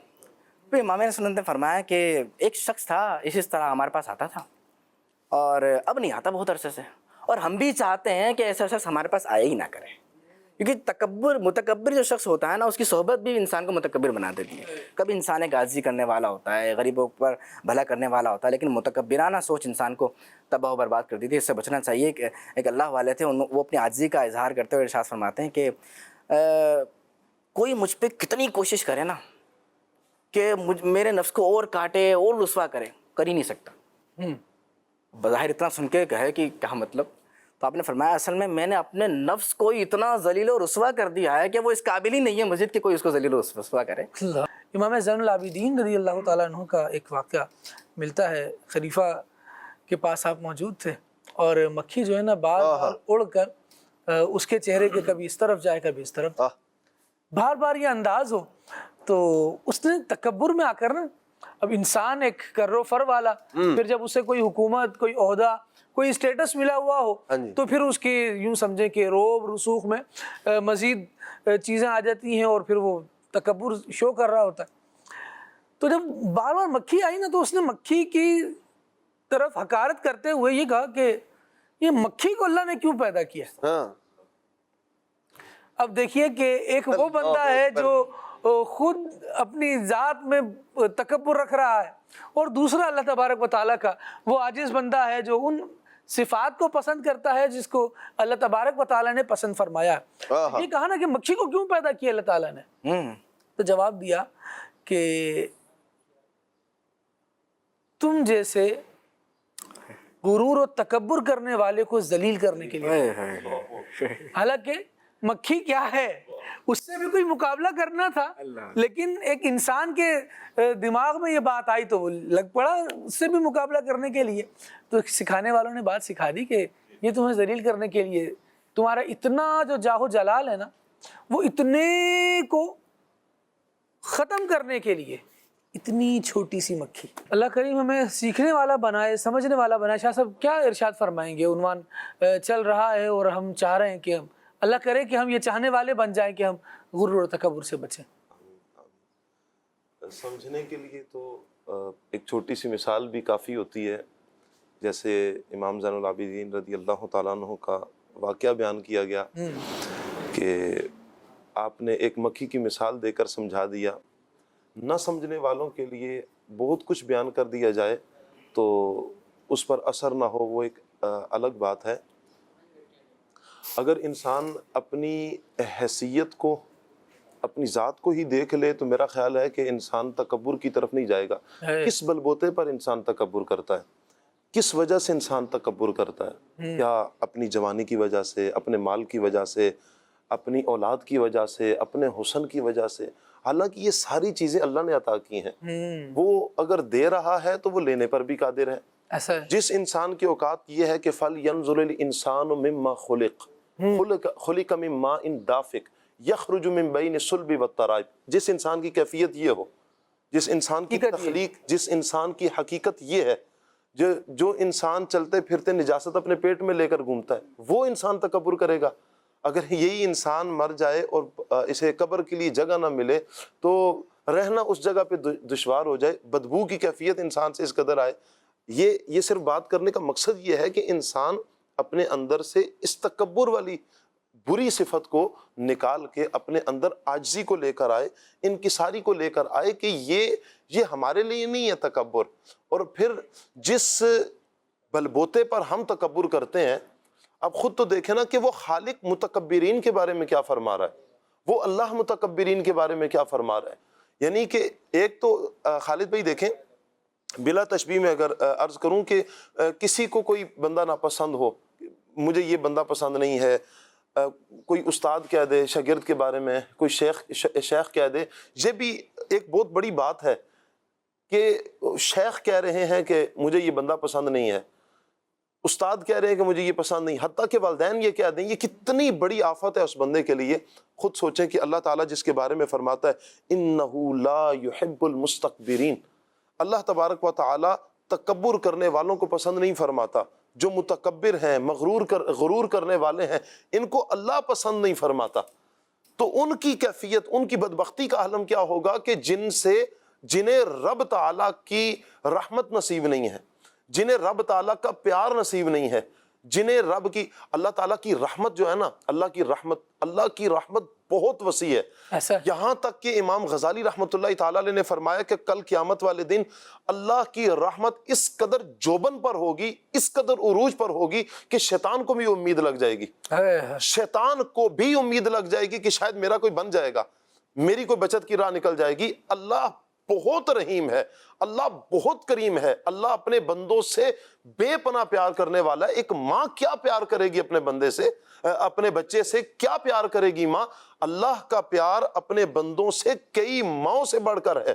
اللہ اتنا پیار فرماتا ہے بندے سے۔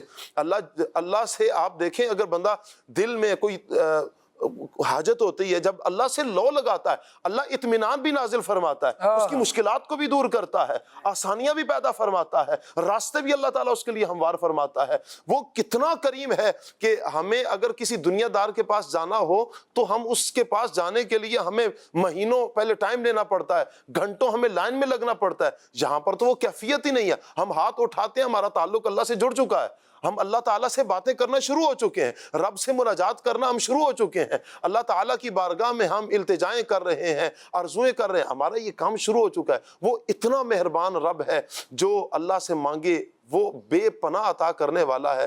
اللہ اکبر۔ اور وہی رب اگر کسی بندے سے ناراض ہو جائے، کسی بندے کے بارے میں اللہ تعالیٰ فرمائے کہ یہ اللہ کو پسند نہیں ہے یہ بندہ، اس بندے کی بدبختی کیسی ہوگی۔ اور پھر جس وجہ سے بندے کے اندر تکبر آتا ہے اور وہ اپنے آپ کو بہت بڑا سمجھتا ہے، میں کچھ شے ہوں، میں بہت کچھ بڑا ہوں، اللہ تبارک و تعالیٰ فرماتا ہے وَلَا تَمْشِ فِي الْأَرْضِ مَرَحًا، اللہ پاک ارشاد فرماتا ہے اور زمین میں اتراتا نہ چل، اکڑ کے ساتھ نہ چل، تکبر کے ساتھ نہ چل۔ کیا کر لے گا تو؟ اِنَّكَ لَن تَخْرِقَ الْأَرْضَ، فرمایا کہ تو ہرگز زمین کو چیر نہیں ڈالے گا، تیری اکڑ زمین کو چیر نہیں ڈالے گی، تو اتنا اکڑا کے چل رہا ہے، اتنا تکبرانہ چال چل رہا ہے۔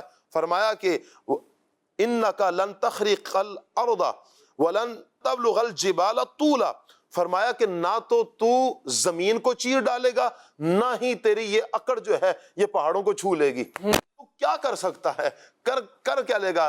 اگر انسان اکڑ کے ساتھ چل بھی رہا ہے وہ تو زمین کو چیر نہیں سکتا، اور نہ ہی اکڑ کر چلنے کی وجہ سے وہ بلند پہاڑوں کو چھو سکتا ہے۔ انسان اپنی اوقات میں ہی رہے، اپنی حیثیت میں ہی رہے، تبھی انسان بن کے رہے گا، بندگی کا حق ادا ہوگا، اور جو شان اللہ کی ہے، اللہ متکبر ہے، یہ اللہ تعالیٰ کی شان ہے. بندہ اگر اللہ کی شان کو لینا چاہے گا تو انسان پھر ذلیل و رسوا ہوگا. پھر انسان کے لیے اللہ اکبر، انسان کے لیے رسوائی کے سوا اور کچھ نہیں. حدیث پاک میں آتا ہے، نبی پاک صلی اللہ علیہ وسلم نے ارشاد فرمایا کہ جہنم میں ایک وادی ہے جس کا نام ہب ہے. ہب نامی ایک وادی ہے. اللہ اکبر. میرے آقا صلی اللہ علیہ وسلم فرماتے ہیں اللہ تعالیٰ نے فیصلہ فرمایا ہے کہ وہ اس میں تمام تکبر کرنے والوں کو جمع فرما دے گا. جو بھی تکبر کرنے والا ہے اللہ تعالیٰ اسے اس میں جمع فرما دے گا. کیسی نحوست ہے کہ اسے مصطفیٰ کریم صلی اللہ علیہ وآلہ وسلم کی نظر شفقت نہ ملے، میرے رب کا اسے کرم نہ ملے، اور پھر وہ جہنم کا حقدار بن جائے. کس وجہ سے؟ ایک بری صفت، اپنے آپ کو بڑا سمجھنا، اپنے آپ کو ہی سب کچھ سمجھنا، یہ سمجھ کر میرے پاس آج کوئی عہدہ ہے، میرے پاس آج کوئی اسٹیٹس ہے، آج کوئی مقام ہے، یہ سمجھ کر دوسروں کو، اپنے مسلمان بھائیوں کو حقیر سمجھنا. حالانکہ یہ تو خالد بھائی یہ اللہ تعالیٰ کا نظام قدرت ہے. اللہ نے اگر کسی کو امیر بنایا ہے، اللہ نے اگر کسی کو غریب بنایا ہے، کسی کو پیسہ دیا، کسی کو نہیں دیا، یہ تو اللہ تعالیٰ کا بہترین نظام قدرت ہے. سارے ہی پیسے والے ہوتے، سارے ہی پیسے والے ہوتے تو پھر بلڈنگ کون بناتا، گھر کون بناتا؟ سارے ہی پیسے والے تھے تو صفائی کون کرتا؟ ہمیں ہر جگہ پر کہیں نہ کہیں کسی کی حاجت ہے. ان کو اگر پیسے والے کی حاجت ہے تو پیسے والوں کو بھی دوسروں کی حاجت ہے. تو ہر صورت میں ایک دوسرے کے ساتھ مل کر، اگر کوئی کسی کا گھر بنا رہا ہے، کوئی صفائی ستھرائی کر رہا ہے، کوئی گھر کے کام کاج کر رہا ہے، سودا سلف لا کر دے رہا ہے، اس کے ہاں خدمت کرتا ہے، وہ اس کی اجرت لے رہا ہے اور یہ بھی تو اس کی خدمت لے رہا ہے نا. تو جبھی تو دنیا کا ایک نظام چل رہا ہے. تو بجائے اس کے کہ ہم کسی کو حقیر جانیں، ہم کسی کو ذلیل جانیں، اللہ کی پناہ، اللہ کے بنائے ہوئے بندوں کے بارے میں ہمارا ایسا انداز نہیں ہونا چاہیے. اللہ تعالیٰ نے انسان کو بہت خوبصورت بنایا ہے. اللہ تعالیٰ فرماتا ہے وَالتِّينِ وَالزَّيْتُونِ وَطُورِ سِينِينَ وَهَذَا الْبَلَدِ الْأَمِينَ لَقَدْ خَلَقْنَا الْإِنسَانَ فِي أَحْسَنِ تَقْوِيمٍ. 4 قسمیں اللہ تعالیٰ نے یاد فرمائی ہیں. طور کی قسم، تین کی قسم، زیتون کی قسم، طور سینا کی قسم، امن والے شہر کی قسم. 4 قسمیں یاد فرمانے کے بعد اللہ فرماتا ہے ہم نے انسان کو بہت خوبصورت پیدا کیا ہے. ہم نے انسان کو بہت خوبصورت پیدا کیا ہے. آپ جب کسی انسان کے بارے میں تکبر اپنے اندر دل میں لے کر آ رہے ہیں تو آپ اللہ کی قدرت کے شاہکار کے بارے میں آپ اپنے اندر تکبر لے کر آ رہے ہیں، جس کے بارے میں اللہ فرما رہا ہے کہ ہم نے اسے خوبصورت پیدا کیا ہے، ہم نے بڑا بہترین پیدا کیا ہے. اور آپ اپنے دل میں اللہ کی اس تخلیق کے بارے میں دل میں ایک وہ چیز لے کر آ رہے ہیں جو آپ کے اندر نہیں ہونی چاہیے. تو اپنے آپ کو اس انداز میں بچایا جائے کہ ہم قرآن پاک کو پڑھیں، احادیث کو پڑھیں. اور بندہ مومن جب اللہ کا قرآن پڑھتا ہے اور نبی پاک صلی اللہ علیہ وسلم کا فرمان پڑھتا ہے تو فوراً اس کا دل جھکتا ہے. اللہ نہ کرے اگر کسی کے دل میں آیا بھی ہو تو جیسے ہی قرآن و حدیث ان کے سامنے آتی ہیں تو بندہ مومن کا کام بنتا ہی یہی ہے، بندگی کا حق بھی یہی ہے. جیسے ہی اللہ اور اس کے رسول کا حکم آ گیا اب بندگی کا تقاضا یہی ہے کہ بندہ فوراً اللہ اور اس کے رسول کی طرف رجوع کرے. سبحان اللہ. کسی نے بڑی پیاری بات کہی، جیسے ثاقب بھائی نے کہی نا قرآن پڑھے، نماز پڑھے. کسی نے کہا کہ یار نماز پڑھنے والا بھی کیا غرور و تکبر کر سکتا ہے؟ اور پھر کہا کہ اگر کوئی نماز نہیں پڑھتا تو میں کہتا ہوں کہ نماز پڑھا کرو، غرور و تکبر ختم ہو جائے گا. سبحان اللہ. میں پوچھا کیوں؟ تو اس نے کہا کیونکہ نماز میں سجدہ کرنا ہوتا ہے، اور یہ جو ناک ہے نا، ناک یہ سب سے بڑا مسئلہ ہے، یہی اونچی رہتی ہے جی، اسی کو اونچا رکھنا ہے. اللہ کیا نماز میں یہی نیچے ہو جاتی ہے، اور وہ بھی صرف نیچے نہیں ہو رہی بلکہ زمین سے لگ رہی ہے. زمین پہ بھی ذرا دباؤ اس کو، ہاں جی، اس کو ذرا صحیح سے دباؤ. زمین پر لگ رہی ہے اور پورا جو چہرہ ہے اور یہ پورا سارا حصہ ہے یہ سب مل کر اس کو دبا بھی رہا ہے کہ تو لگ تو صحیح، ذرا ٹکا کے لگ زمین پر، تجھے بھی پتہ چلے کہ تیرے لیے کتنا سارا جسم جو ہے وہ رسوا ہو رہا ہوتا ہے. اللہ کریم ہمیں ایسی جھوٹی شان و شوکت سے بچائے. ہماری شان و شوکت یہ ہے کہ ہم اللہ تبارک و تعالیٰ کے حضور اظہار بندگی کریں. بندے ہیں دیکھیں، نہ بھی کریں نا کوئی اظہار بندگی تو وہ کوئی خدائی کے درجے پہ نہیں پہنچ سکتا. بالکل.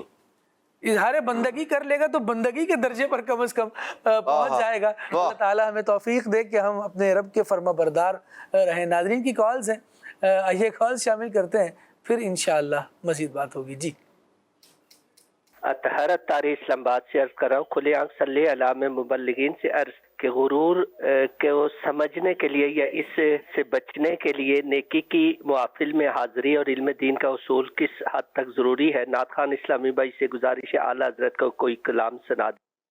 سبحان اللہ، بالکل بڑی حد تک ضروری ہے. اور تربیت حاصل کرنا کسی بھی معاملے میں اچھا یا برا ہونے کے لیے مفید ہی ہوتا ہے. کسی کو برا ہونا ہے نا تو پھر بروں سے تربیت حاصل کرے تو وہ برے اس کو اپنی طرف لے جائیں گے. اچھا ہونا ہے تو پھر اچھوں سے تربیت حاصل کرے. آپ دیکھیے نا نبی پاک صلی اللہ تعالیٰ علیہ وآلہ وسلم کیسے تربیت فرما رہے ہیں. قرآن کیسے ان سارے مضامین کو بیان کر رہا ہے. اچھا ماحول ہوگا جہاں لوگ اسے سکھائیں گے کہ یہ کام کرنے کا ہے، یہ نہیں کرنے کا ہے، تو اس کی تربیت ہوتی چلی جائے گی. علم حاصل کرے، علم حاصل کرے، خود اپنی بڑائی نہ کرتا پھرے، دوسروں کو حقیر نہ جانے. یہ سارا سیکھنے سے آئے گا. اور سیکھنے کے لیے ایک بات میں عرض کروں کہ ایک بہترین ذریعہ ہمارے لیے سیکھنے کا یہ بھی ہے کہ ہم دعوت اسلامی کے دینی ماحول سے وابستہ ہو جائیں اور مدنی قافلوں کے مسافر بن جائیں. مدنی قافلوں کا مسافر بن کے جب بندہ ذرا اپنا سامان خود اٹھا کر چلتا ہے نا تو اسے پتہ چلتا ہے. جب کسی مسجد جاتا ہے اور وہاں عاجزانہ طور پر یہ کہتا ہے کہ ہمیں مدنی قافلے کو اٹھنے کی اجازت دے دی جائے تو پھر اسے پتہ چلتا ہے. پھر جب اپنے سارے کام خود ہی کر رہا ہوتا ہے تو پھر اسے پتہ چل رہا ہوتا ہے. اور یہ اندر کا جو ہے نا سہولیات، نرم بستر، یہ وہ نوکر چاکر سب گھر میں چھوڑ کے اب تو وہ مسجد کے اندر ہے. زمین پر اس نے سونا ہے مسجد کے اندر، اور دیگر جو معاملات ہیں وہ بھی. اور یہ بھی یوں کہہ لیں نفس کی کاٹ کا بہترین ذریعہ ہے. قربان جائیے امیر علیہ سنت دامت برکاتہم العالیہ کی حکمت عملی پر کہ آپ نے اس انداز میں یوں دیکھیں. پھر ہم نے خود نے دیکھا ہے خالد بھائی، اور ماشاءاللہ آپ نے بھی دیکھا ہوگا جو مدنی قافلوں میں سفر کرتے ہیں کہ بڑے بڑے کر و فر والے لوگ، یعنی وہ چیزیں جن پر ایسا نہیں یہ متکبرین ہوتے ہیں، یہ بات نہیں، وہ چیزیں جن پر عام طور پر لوگ تکبر کرتے ہیں. بھائی مال و دولت والا بندہ ہے تو مال و دولت ان چیزوں میں سے ہے جس پر عام طور پر لوگ جو ہے نا وہ اتراتے ہیں، تکبر کرتے ہیں. اچھا ایسے ہی حسن و جمال والا آدمی ہے تو یہ بھی بندے کو گمراہی اور غرور و تکبر کی طرف لے جاتی ہے. لیکن ہم نے دیکھا الحمدللہ دعوت اسلامی کے مدنی ماحول میں مدنی قافلوں میں سفر کرنے والے بندے اب وہ اپنے اس کو مال و دولت کو نہیں دیکھ رہا ہوتا، بلکہ وہ آدمی آگے بڑھ کے وہ جو اس سے سٹیٹس کے اعتبار سے، رقم کے اعتبار سے، مال کے اعتبار سے کم درجے والے ہیں، ان کی خدمت کو اپنا شرف سمجھ رہا ہوتا ہے. آپ بیٹھے میں آپ کو کھانا دوں گا، آپ بیٹھے میں پیش کرتا ہوں. یہ عاجزی و انکساری کا انداز الحمدللہ تربیت بھی ہو رہی ہے، اور وہ جو غرور و تکبر کی کاٹ والا معاملہ ہوتا ہے وہ بھی ہو رہا ہوتا ہے، اس کا علاج بھی ہو رہا ہوتا ہے. اور بعض اوقات اللہ تبارک و تعالی یوں یعنی آدمی اس بیماری سے بھی بچ جاتا ہے. جیسے ویکسین کا معاملہ ہوتا ہے نا کہ وہ بیماری سے پہلے جو ہے نا آدمی اس کی حفاظت میں رہتا ہے، تو حفظ ما تقدم کے طور پر. تو الحمدللہ دعوت اسلامی کے مدنی ماحول میں الحمدللہ یہ سلسلہ ہے کہ ایسی چیزیں ہیں جو غرور اور تکبر کی کاٹ کرنے والی ہیں، جس سے بندہ اپنے آپ کو بچاتا ہے، علم دین حاصل کرتا ہے. آ کے جیسے ابھی بات ہوئی اطہر بھائی نے ماشاءاللہ بڑی پیاری بات کہی اور سوال کی صورت میں کہ بھئی کتنا ضروری ہے.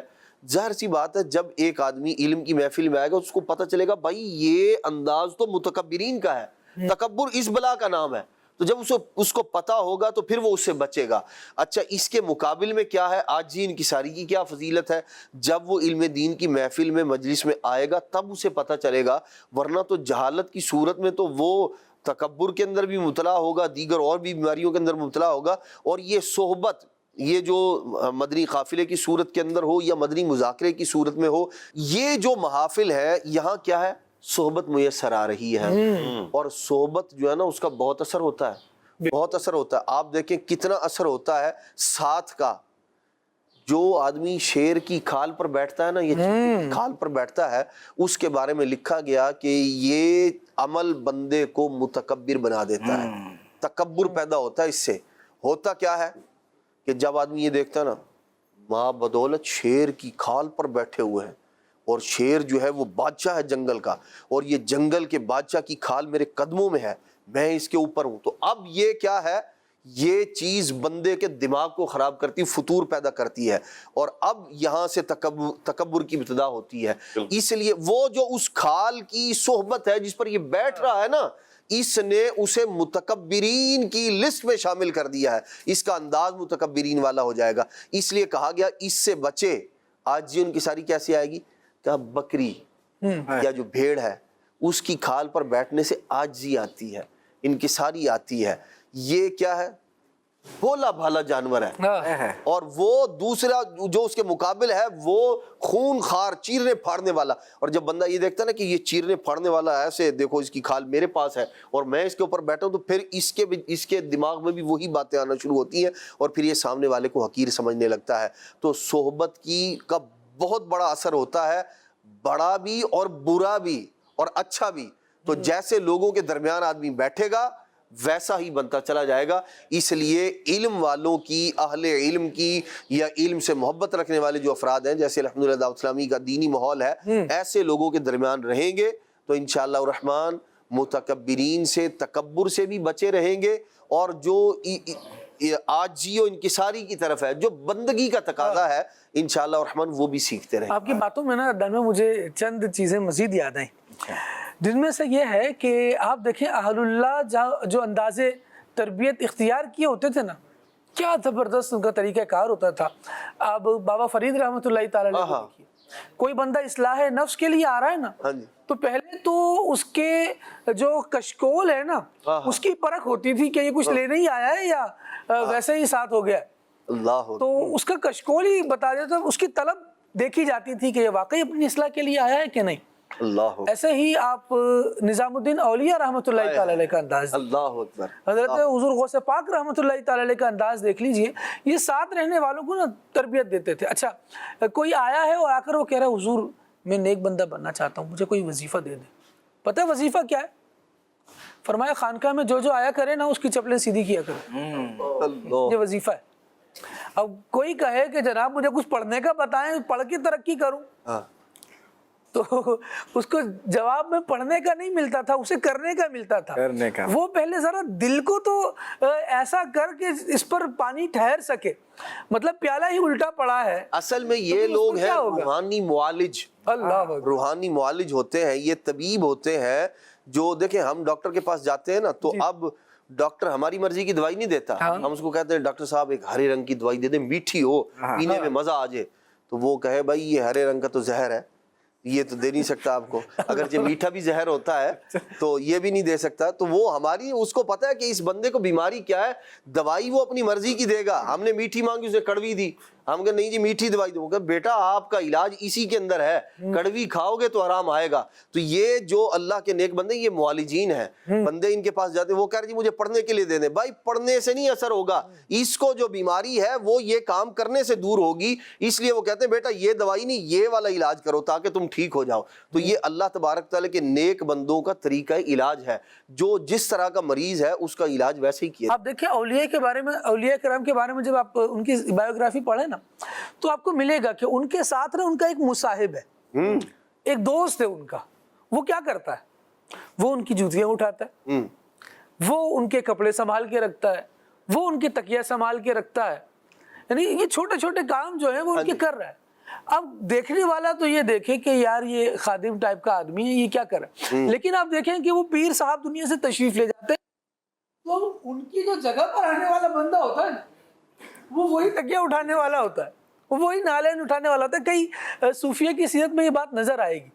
یہ جو دل، اس کو ایک لفظ استعمال ہوتا ہے قلب سیقل کرنا، دل صاف کرنا، تزکیہ نفس کرنا، یہ ہوتا ہے نا۔ اس کے بعد پھر زمین تو پہلے بن جائے نا، زمین کو کیا کہتے ہیں، زمین نرم کرنے کو، جب زراعت کے لیے اس سے پہلے زمین بنا دی جاتی ہے، نرم کر دی جاتی ہے،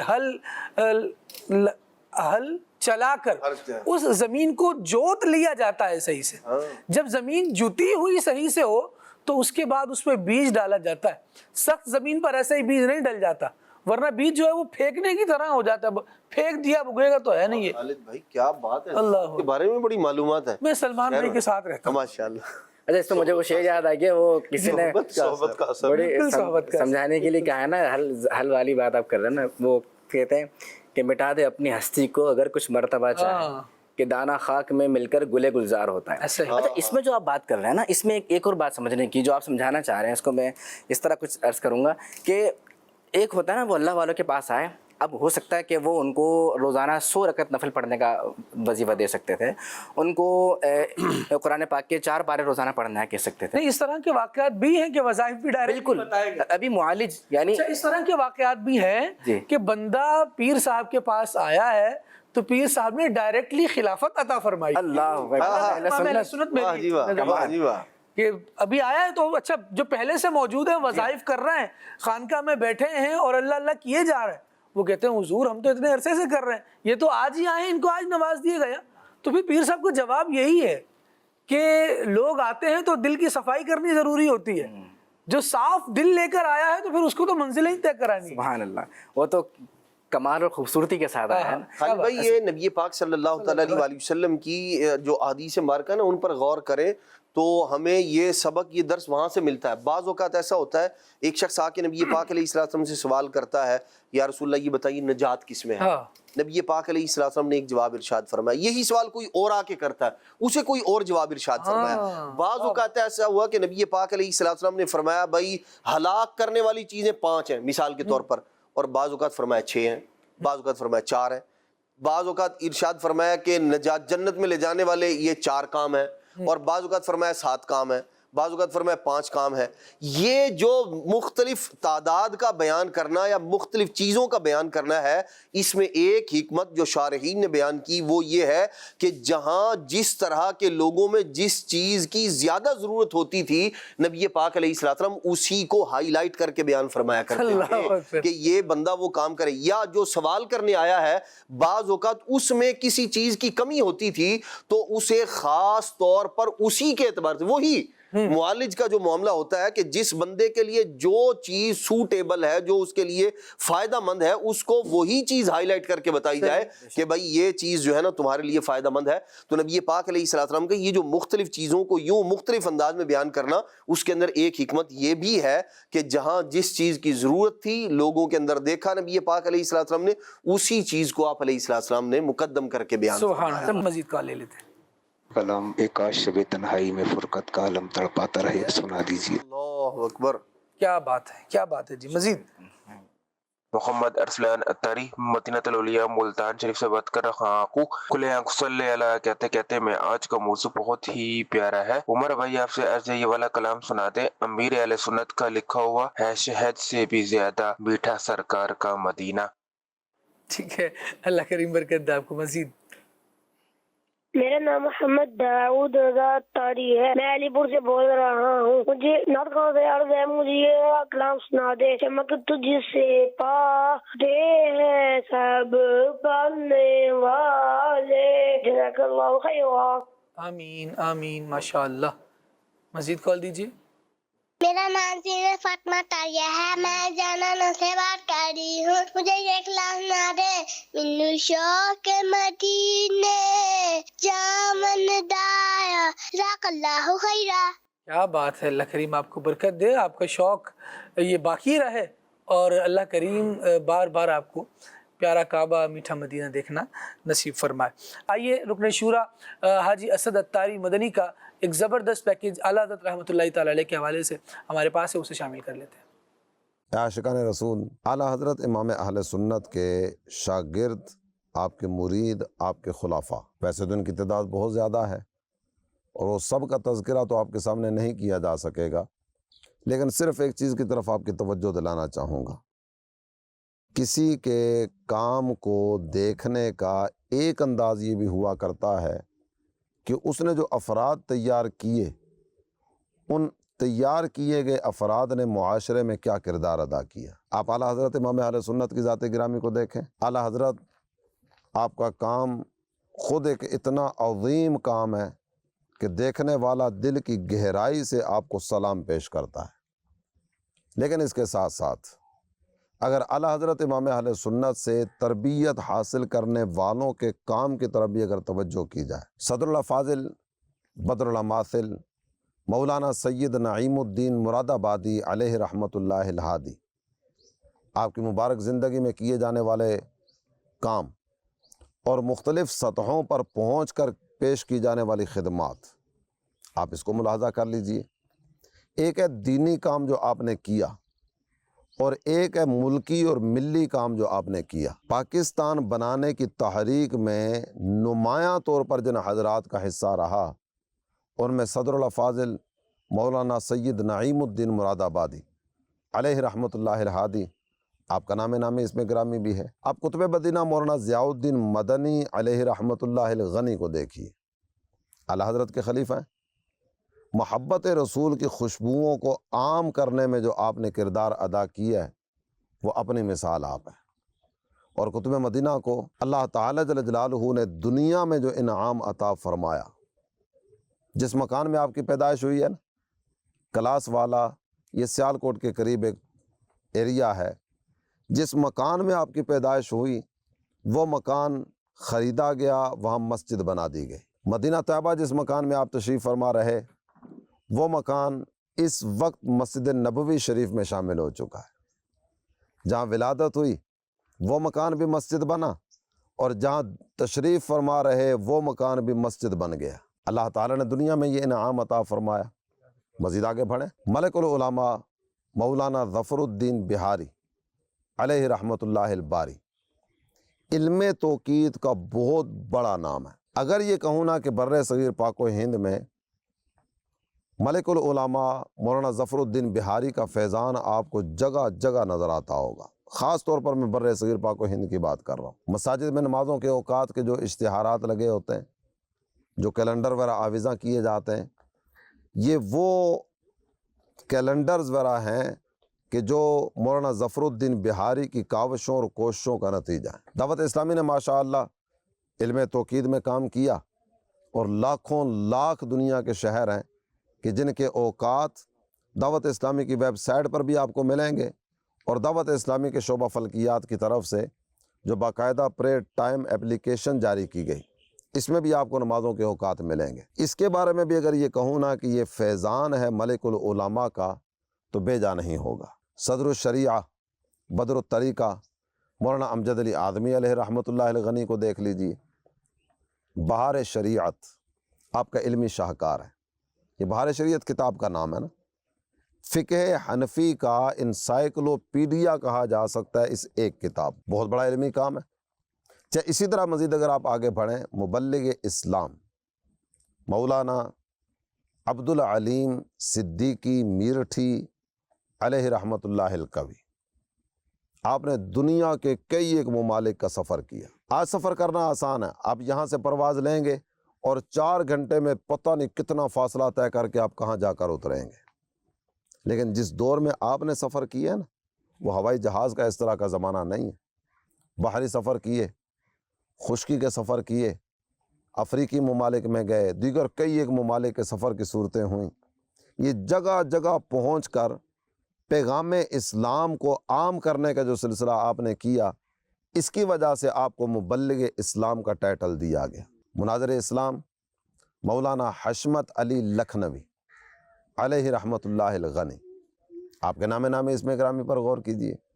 मेरे जहन में इस वक्त कई ये खुलाफाए आला हज़रत के नाम आ रहे हैं ना, किस किस का नाम जिक्र किया जाएगा और किस किस का नाम छोड़ा जाएगा, लेकिन हुसूल बरकत के लिए चंद एक नाम आपके सामने रखता चला जा रहा हूँ। मेरे मदनी चैनल के नाजरीन, मैं दोबारा इस बात की तरफ आपकी तवज्जो दिलाना चाहूँगा, किसी के काम को देखना हो तो उसके तैयार किए गए अफराद को देखते चले जाओ।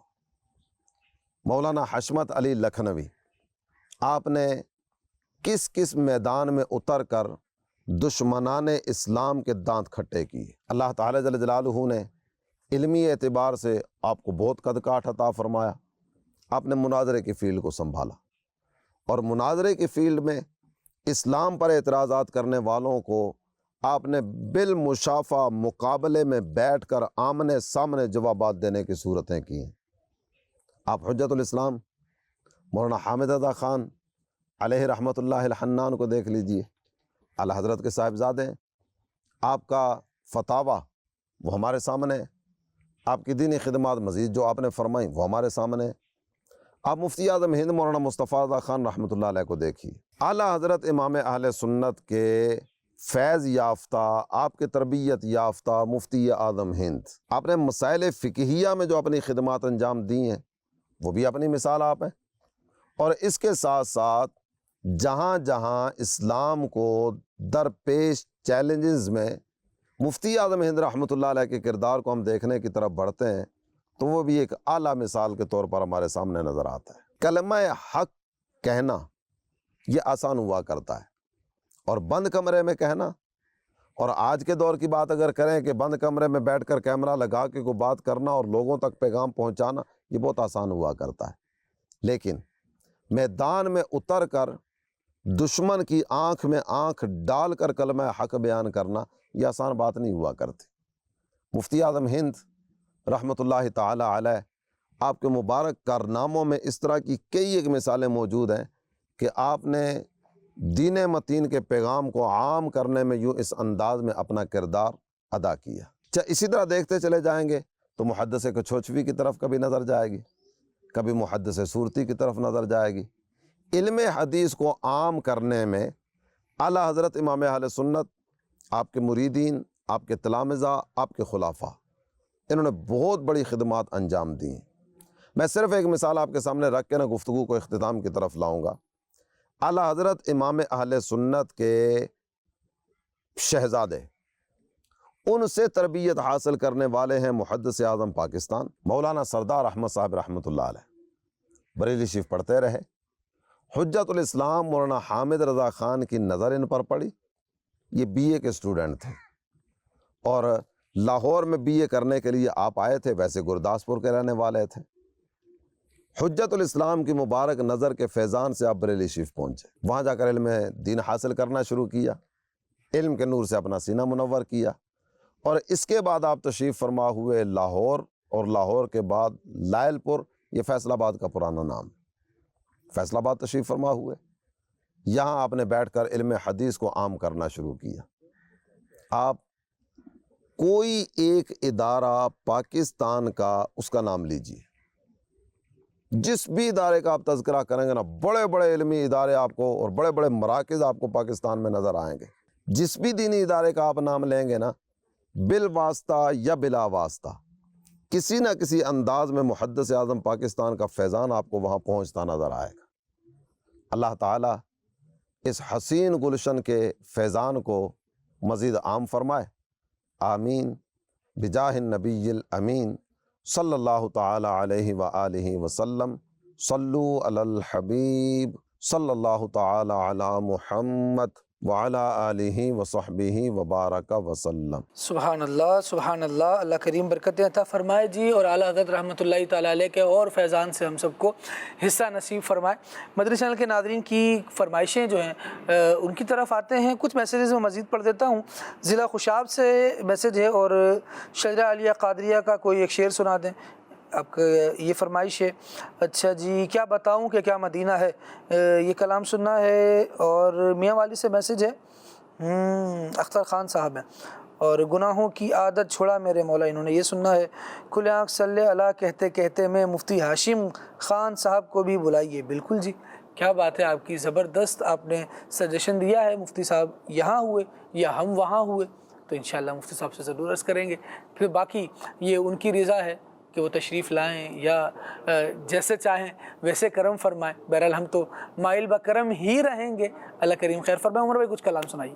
صلو علی الحبیب صلی اللہ علی محمد صلی اللہ علیہ وآلہ وسلم۔ کیا بتاؤں کہ کیا مدینہ ہے،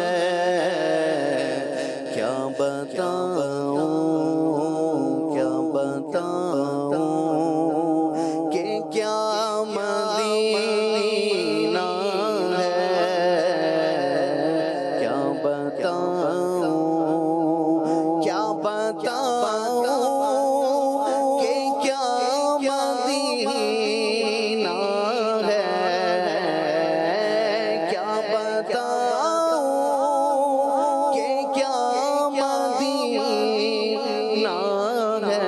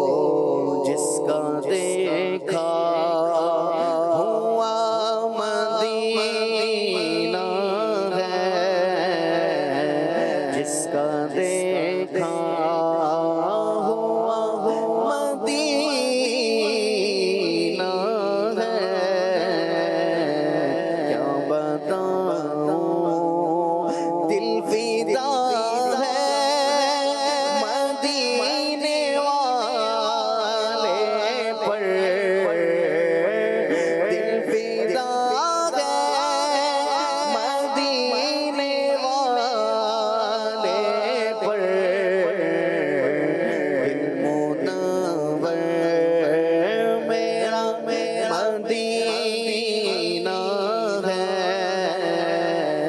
دل منور میرا مدینہ ہے،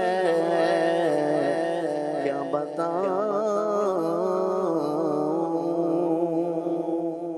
ماشاءاللہ ماشاءاللہ مزید. چمک تجھ سے پاتے ہیں سب پانے والے، میرا دل بھی چمکا دے چمکانے والے، میرا دل بھی چمکا دے چمکانے والے. تو زندہ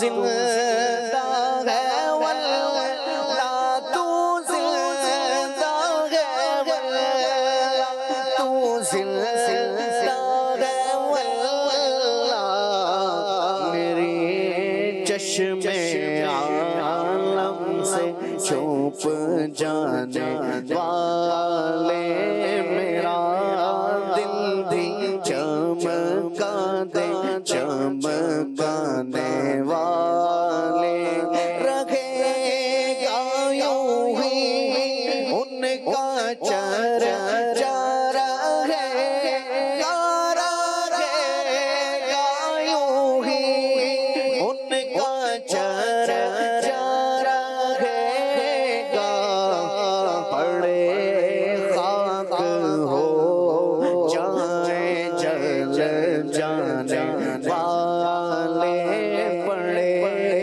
خاک ہو جائے جل جانے والے، میرا دل بھی چمکا دے چمکانے والے، میرا دل بھی چمکا دے چمکانے والے. کر کے چراغ جشن مناؤ، کر کے چراغ جشن مناؤ، پیارے نبی کی جلوہ گری ہے، پیارے نبی کی جلوہ گری ہے، گیت خوشی کے جھوم کے گاؤ، گیت خوشی کے جھوم کے گاؤ، پیارے نبی کی جلوہ گری ہے، پیارے نبی کی جلوہ گری ہے، میرے پیارے نبی کی جلوہ گری ہے. عرش معلا جھوم رہا ہے، عرش معلا جھوم رہا ہے، کعبہ زمین کو چوم رہا ہے، تم بھی خوشی کے دیپ جلاؤ، تم بھی خوشی کے دیپ جلاؤ، پیارے نبی کی جلوہ گری ہے، پیارے نبی کی جلوہ گری ہے. دائی حلیمہ تیرا مقدر، دائی حلیمہ تیرا مقدر، آئے تیرے گھر نور کے پیکر، بدر علینا سب کو سناؤ، بدر علینا سب کو سناؤ، بدر علینا سب کو سناؤ، پیارے نبی کی جلوہ گری ہے، میرے پیارے نبی کی جلوہ گری ہے. یا نبی سلام علیکہ، یا رسول سلام علیکہ، یا حبیب سلام علیکہ، صلوات اللہ علیکہ، صلوات اللہ علیکہ. چلو سیکھیں قرآن و سنت کی باتیں جو مہکائیں دن اور کرے نور راتیں کھلے آنکھ صلی علی کہتے کہتے